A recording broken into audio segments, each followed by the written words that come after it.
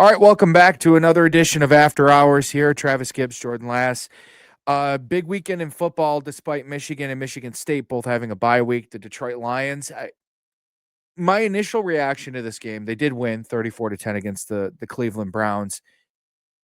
It felt like they were on autopilot. It felt like that is the best way to describe it, actually, for me. It felt like they were just kind of going through the motions, and they still won by 24 points. I was gonna say, let's be clear, the offense did not have a great game. But it didn't matter. I mean, you handled your business. You went out there, the defense played really well. I think that's the most surprising part about yesterday is, when you needed them, your defense stepped up, played a really good game. I am a little concerned about that back end. Terry and Arnold might just be bad. And we don't know how long DJ Reed's going to be down. That didn't look good. Yeah, shorthanded at corner, a position that, the good corners don't grow on trees in the NFL, that's for sure. Well, and Hutch is looking good. I still think you need to add somewhere on the end. But I tell you what, man, Leak and Aleem McNeil, those two are gonna be a real problem when they're together. Yeah, I mean, the Lions up front are a really solid team. I mean, the 3 linebackers they run out there every week. I think their defensive line is meshing really well together despite not having that other defensive end that a lot of people, want, including myself. I think you're in that category too. Um, Hope's just not a strategy. no, but I think getting Aleem McNeil back will help. I think Yeah. he's I think You're he gonna get proved. Pascal back. Yeah, and Aleem McNeil, I think, proved to be that kind of pass rushing defensive tackle that can help you Oh, of there. course. And then you also get Malcolm Rodriguez back. That adds some depth to your linebacker room. So slowly but surely, they're going to get some guys back. It does suck losing DJ Reed. Um, I don't know. I mean, that I don't really know what else to take away from that game other than the fact that they didn't play very well, but they still ended up winning by 24 points. I think that speaks to how good of a team they can be is that they can win in multiple ways. They don't have to just outscore you like you saw towards the end of last season when their defense was decimated with injuries. Yeah. I think that this team can stop you. They can get pressure on your opposing quarterback. They can make it hard for you to run the football. And I mean, special teams wise, Jack Fox, 3 punts inside the 10-yard line. Khalif Raymond with a punt return for a touchdown. Jake Bates, 58-yard field goal in the game. So, I mean, all 3 phases of the game, if one is lacking, where you saw it with the offense on Sunday, the other ones kind of step up and take care of business. We say the offense is lacking. They still, outside of the Raymond scored what, 20 27 points. points? Yeah. So I think against a team like the Browns, where I know the offense couldn't help out the defense, but that's a top 5, if not top 3, if not the number 1 defense in the NFL.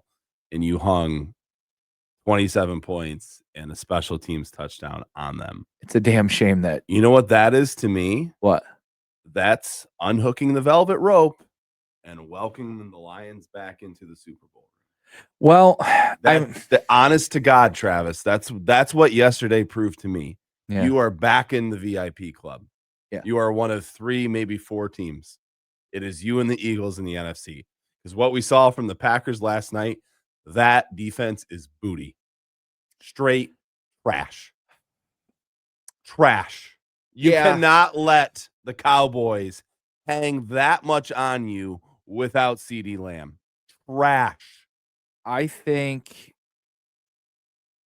the Green Bay Packers had a little bit of a honeymoon phase. They brought in one of the better, if not one of the best defensive players in football to their team. That brings up the morale in the locker room a little bit. Everybody kind of punches above their weight class for a couple weeks, and then you kind of come back to earth after that. And they kind of look like a team that's come back to earth after, beating up on 2 playoff teams to start the season. I mean, I think there's still going to be a concern for the Lions down the road. I do. I don't know. You dump trucked a team that they couldn't even beat. So I don't know. I think week 1 is really proven to be a fluke. They did not look good. I mean, sure, the offense did what they did, but defensively, if that's the way that the Packers are gonna play, I'm not even in the slightly concerned about it. Not in the slight least. I can just see that game on Thanksgiving being a big deal when they Well, of play course, the Packers, because but you're at home. I think they're gonna have similar records at that point in the season. I think the Packers are still a good team.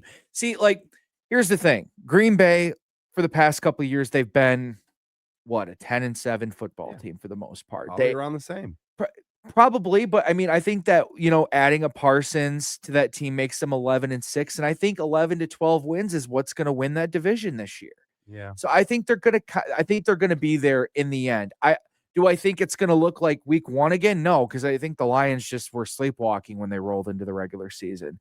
I think it'll be a closer game. I don't think the Packers are head and shoulders better than the Lions anymore by any means, but I just still think that's gonna be a team that's gonna give you trouble a little bit later in the season. They're gonna keep it interesting because the other 2 teams in the division, I'm sorry, they're not. The Vikings look dead, Yeah. and the Chicago Bears, you beat the Las Vegas Raiders. You beat Geno Smith, who threw 3 interceptions. Right, and they still had a chance to beat you at the end of that game. They tried So, their best, but I don't know, like, I don't think the Packers are in that VIP club I just talked about. They're not behind the velvet rope. They're on the other side. Like, they're waiting in line. they are, but I don't The know that they get casuals. back in. They're Like, showing some leg. and you gotta take this for what it's worth. I work in sports television production, so I have a unique opportunity where I'm a part of a team in different programs in a different capacity. And when you're able to be around it that much and step back and see what's happening and understand it, so take this for what it's worth. I've been around 2 title winning teams in the last calendar year. The Whitecaps and the Western Michigan hockey team. Both of these squads had an aura about them all season. When you're around greatness, you feel it. It's magic. It's in the air. And I'm telling you, from game 1 until national title win, Western had that feel. Like, we are in the presence of something special right now. Whitecaps, same thing. Game 1, championship. Something special is here. Detroit has that feeling right now. They Wow. do. It just feel You better stop. You're getting me hot and bothered over Dan here. Campbell is the straw that stirs the drink. We are seeing it. He's proving it. The coordinator thing is out of the question now. Yeah. We are this is special. We have something here. Yeah, I mean, We may make the NFC championship and lose. We may make the Super Bowl and lose. I'm telling you guys, they are going to make a deep run. yeah. I mean, I never really thought that this team wasn't gonna be one of the top 2 teams in the NFC coming into this year. The coordinator thing really never bothered me. I was all along saying, I think this is Dan Campbell. I just needed the proof. Yeah, well, absolutely. Yeah, you need reassurance, and, But now that we're 4 games in, I can say with certainty he's the guy. yeah, absolutely. I think Dan Campbell is one of the top 2 or 3 coaches in the NFL, I think without a he's doubt. way smarter than people think. Okay, 2 coaches that I would probably take over Dan Campbell at Reid. this. Oh, yeah, Andy Reid. That's one. I mean, would you take Sirianni over him? Maybe. I don't know. Is it more about Sirianni or is it more about the cast around? I think it's about Howie Rosen, the guy that runs the team. I Exactly. mean, I say his name right? Yeah, Howie. Yeah, you did. It's No, Howie Roseman. Yeah, Howie Roseman. I think it's more about the general manager there and the culture he's built. So maybe one? Maybe one. Maybe. Andy? Maybe. That's it. I mean, Campbell, I think without a doubt you can say he's a better head coach than John Harbaugh is at this point. Yeah. Because I mean, before, there's the old guard in the NFL. There's Reid, there's Harbaugh, and then there's Tomlin. I mean, all 3 are really good coaches in their own right, but But what have Tomlin and Harbaugh done in the last 15 years. I mean, Baltimore has won, but like, Yeah. come Yeah. on, neither one of them have done much in a long time. And I tell you what, the Ravens look like shit. Yeah, they do. Yes, they do right now. Well, that was one of the other big storylines from the NFL on Sunday is 2 1-2 teams played each other, Kansas City and Baltimore, and it was one-sided in favor of the Chiefs, and, Lamar Jackson has a hamstring injury now. Yeah. That looks like they look like They're a mess. yeah, they're going nowhere fast. They have a lot of injuries up front on defense. It's showing right now, Yeah. and, yeah, if you don't have Lamar, you're not making the playoffs. I don't think they're making the playoffs regardless. If they are even half this bad, Is they're maybe an 8-win ball club. is are Tomlin and Rodgers gonna win that division? I think I think they Come are, brother. on. I think they are. Come on. I mean, I mean, you wanna talk about tripping and falling into a potential AFC North title. That Burrow goes down, the Ravens are a mess, and the Browns are always a mess. So, I mean, who's left? It's the Steelers. yeah. They'll probably go 10-7 and win that division. You know who else is a shipwreck? San Francisco. Oof. No Nick Bosa. I don't even care because what's his name didn't play, right? Purdy. Yeah. Or as I call him, Rat Purdy. I can't stand him. Mac Jones, brother. I think without Bosa, again, he's a guy that stirs the drink. And without him, they're nothing on defense. Yeah. Like, I think we can put them to bed. Yeah, I think they've definitely That window is slam closed, brother. they had so many opportunities, so many bites at the apple too. And it's a cautionary tale for the Lions. You only get so many bites. You've blown 2 of them. Yeah. This is 3 strikes are out. This might be it, guys. Like, Right. this might be the best. Because I wanted to say that the year you lost to San Francisco in the NFC title game was your best chance. The way they look right now, they keep playing like this. This is the best chance you're going to have. Well, and if you look at their next 3 games, at Cincinnati, Win. which is a 425 kick for whatever. Well, I think they were expecting Joe Burrow to be playing in that game, but that's a 425 kick. The following week, you're in Kansas City for Sunday Night Football. Now, that one doesn't look as easy as it did maybe even last week. Yeah. Because I think a lot of us were ready to throw dirt on their casket, but they kind of show that there's still some life there yesterday. The Undertaker, the sit-up, you know? Yeah. Yeah. So that one's still going to be difficult. I think you can win. Is that in Arrowhead? Yep. Terrific. And then after that, who is it? Tampa? Yep, at home against Tampa on Monday Night Football. And they finally lost yesterday. Yeah, and they didn't look particularly good against Philly. No. But I kind of put Tampa in the same boat you're putting Green Bay in. Correct. Yeah, they're in line, kind of by the belt. They're the 2 nerds trying to get in. Yeah, exactly. Exactly. Like, no, not yet. Yeah. No. Yeah, exactly. Yeah. So, I don't know. Yeah, I have this feeling, man. I think they have a really good opportunity to be 5-1 going into that game against Tampa on Monday night. They have a way better opportunity at winning a title than the Tigers do. Oh, man. Well, I don't want to spend a whole lot of time on this because it just angers me that we didn't win a division. You want to talk a little bit more about football and we'll finish with that? Yeah, let's do that. All right. Nice little tease as we say in radio. Yes. So we mentioned Sunday Night Football. Yeah. What a disaster that was for the Packers. We mentioned Baltimore and KC. I'm trying to tonight.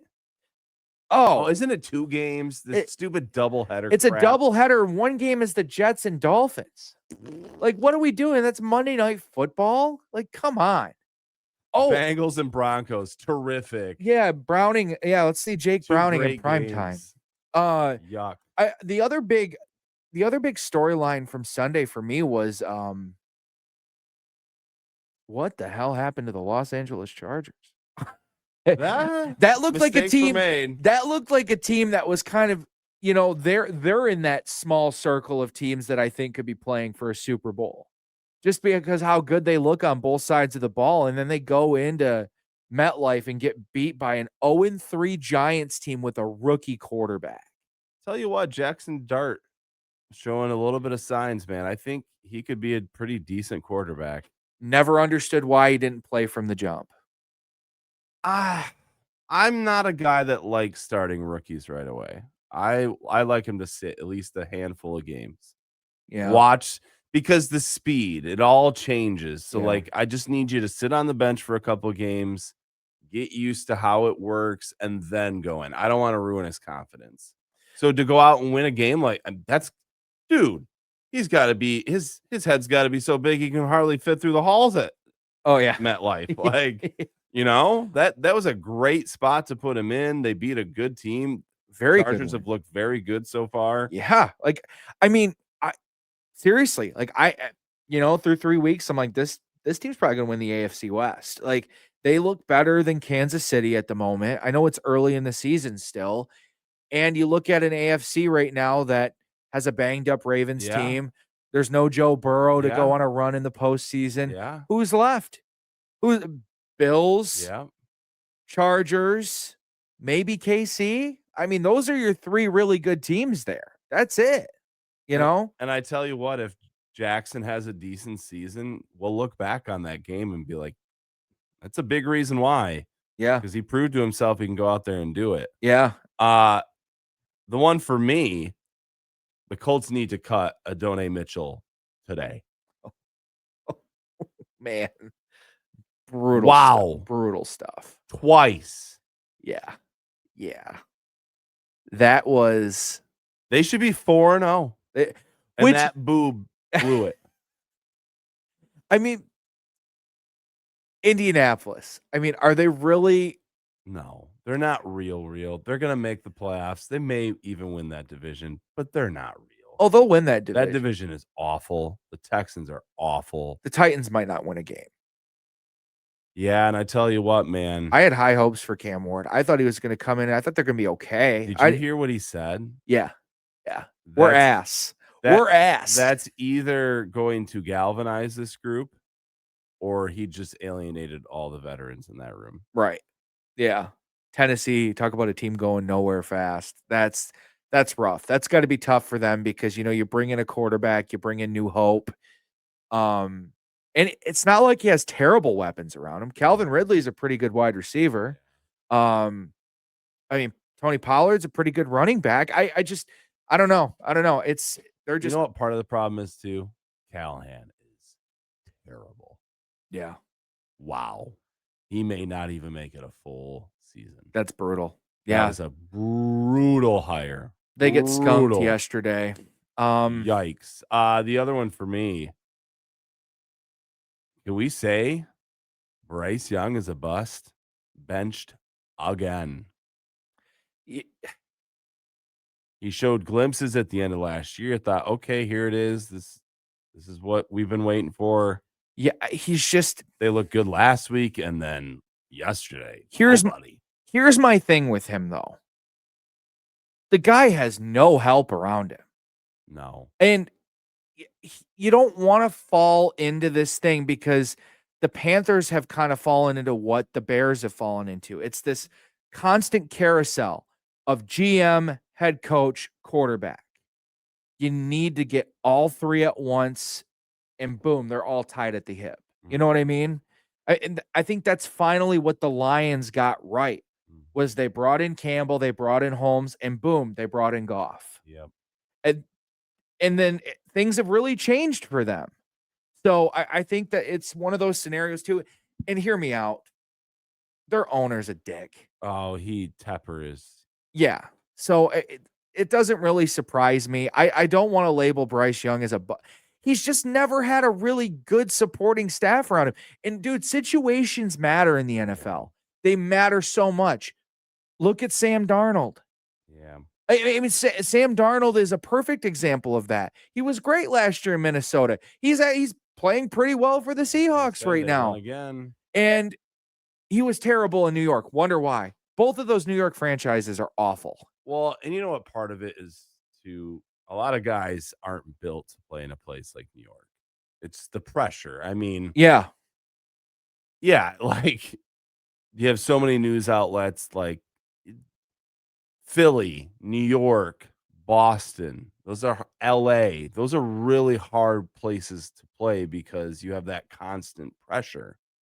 Whereas like a place like Detroit even in Arizona, a Phoenix, Indianapolis, you can go and yeah, I mean, look at, Daniel Jones. yeah, he goes and Situations yeah, matter. and They Baker do. Mayfield, like, Yeah. sometimes the lights are too bright. Yeah. So, yeah, I don't know. There wasn't really anything else that stuck out to me as far as the NFL goes. Give me one thing from college football. Anything. There's a big talent erosion at Georgia. They're not getting the 5 stars that they were before. That was a brutal loss to Alabama at home. Kirby Smart just cannot beat the Tide, man. He And can't. big game James, good lord, he is so bad when it matters. Oh my, I watched that game from start to finish. And I said to my father-in-law almost a dozen times, "What is this game plan offensively?" Yeah, that don't ask me because I don't got answers. I mean, well, I mean, it was just such a slugfest at the beginning of that game. It kind of felt like two teams kind of just feeling each other out for about a quarter and a half, and Yeah, then I thought, okay, Penn State, you have this kid named Drew Aller at quarterback, 6'5", big arm. he's terrible. Everybody talks about what a great quarterback he is. He's going to be the number one quarterback in the draft next year. He's He awful. stinks. He's awful. He As soon as he faces an ounce of pressure, he folds like a house of cards. Yeah. He does.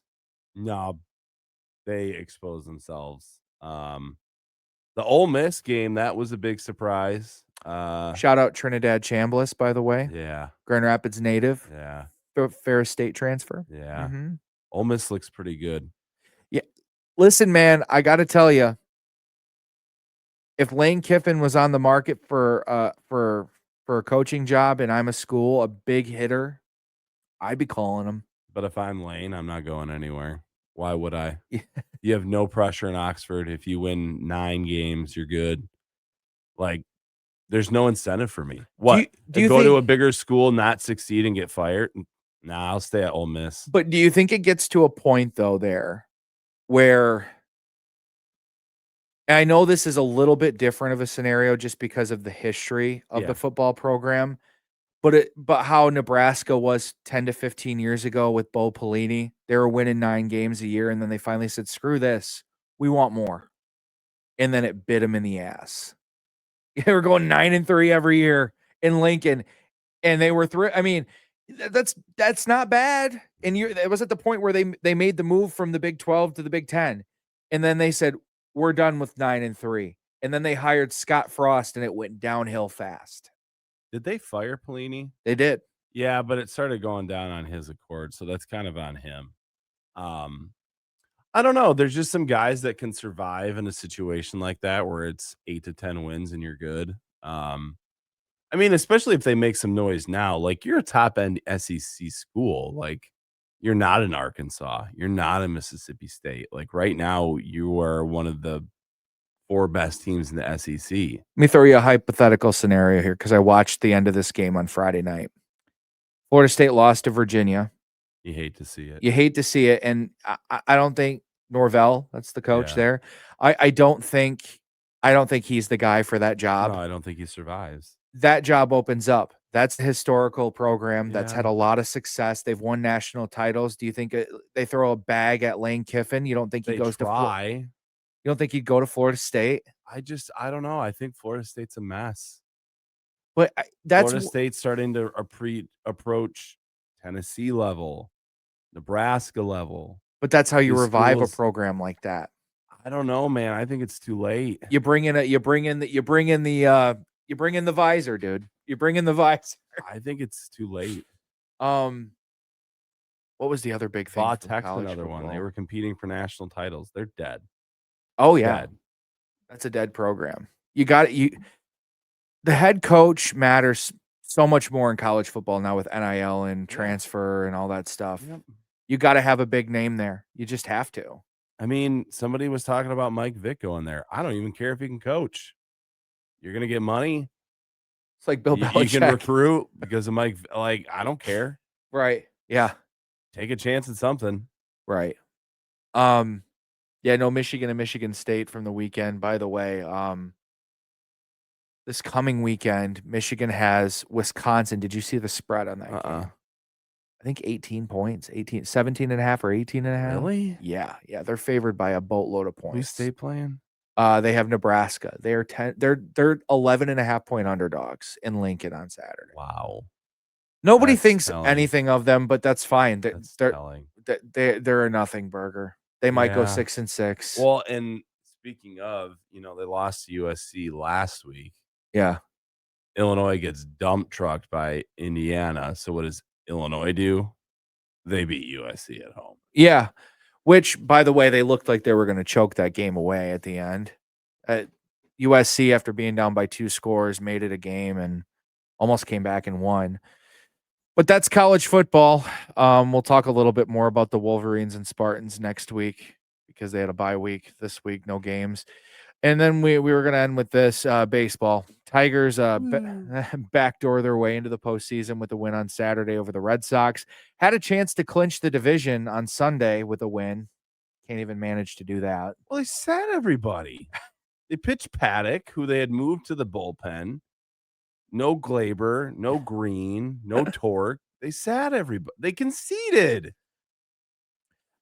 I wanted a division. It's been too long. I think they're required to do this by Major League Baseball. The celebration on the field after, and then they do the champagne stuff. Yeah. That felt so tone deaf on Saturday when they did that. Yeah, like you're still playing for a division. It didn't feel right. It didn't feel right at all that they were celebrating. And it pissed me off, honestly, as a fan. I mean, did you go on social media and see the Tigers account when they posted playoff bound, the big graphic? There was like 500 comments under it. Well, there was one, it was Hinch's comment about a team that stays together or whatever is dangerous. And then someone commented underneath, don't let the Tigers get hot. And I replied to the comment, you can't say that when they've lost as many games as they've had to end the season. You could say that last year. You don't have that right this year. Stop it. Knock it off. Right. I do, however, like their chances in the wild card. You do? I do. I think this team. I mean, I think they're just going to get dump trucked out of the postseason right now. That's thing. my Cleveland feeling. And the Tigers are no good, so either one of them is going to lose to Seattle. It's just whatever bum wins this series. Yeah, I want but no here's part the of thing. that. Baseball is one of those rare sports. Anything can happen. I mean, can the Tigers just suddenly go? Why not? We were 25 games above 500. Yeah. Why can't they suddenly play like that again? That's what I'm saying. Don't throw dirt on them yet, as much as we'd like to. I'm trying real hard not to. But let it play out. Oh, I sound like John Jansen. I was going to say I hate that phrase, but yeah, there's nothing more you can really do. They'll pitch Scooball game 1, and really in a best of 3, you just got to take one. Because then you get game 3 at home if it goes to game 3. Yeah. So we'll see what happens. That starts Tuesday afternoon. Yep. That's all I got. Me too. That's all I got. Say it was a weekend that, I'll be honest with you, Jordan, it went by way too freaking fast. Yeah. Yeah. Anyway, all right, we'll be back next week talking more about probably the Tigers, Lions, Wolverines, and Spartans. It's After Hours. Travis Gibbs Jordan Lass.